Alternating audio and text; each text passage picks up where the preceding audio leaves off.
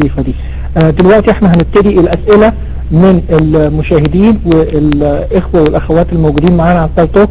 قدامنا 16 دقيقة، فياريت نحط فيهم أكبر قدر من الأسئلة ممكن، فنكون بسرعة وعجالة وفي صلب الموضوع. أدمن لو سمحتي خد المايك ونبتدي بأول سؤال.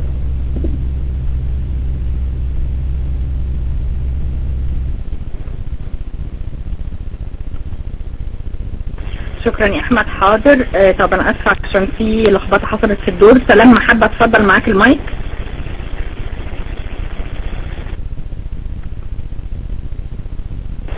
شكرا. سلام ومحبه الرب لكم جميعا من الارض القبطيه المحتله.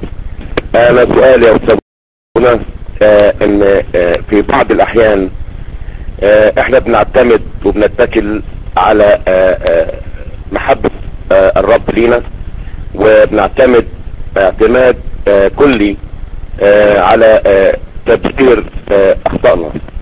فهل الانسان يبيح لنفسه الاشياء بسبب فكرة التبرير؟ يعني بمعنى تاني، هل فكرة التبرير تشجع الانسان على استباحة الخطية؟ شكرا، والرب يبارك حياتكم.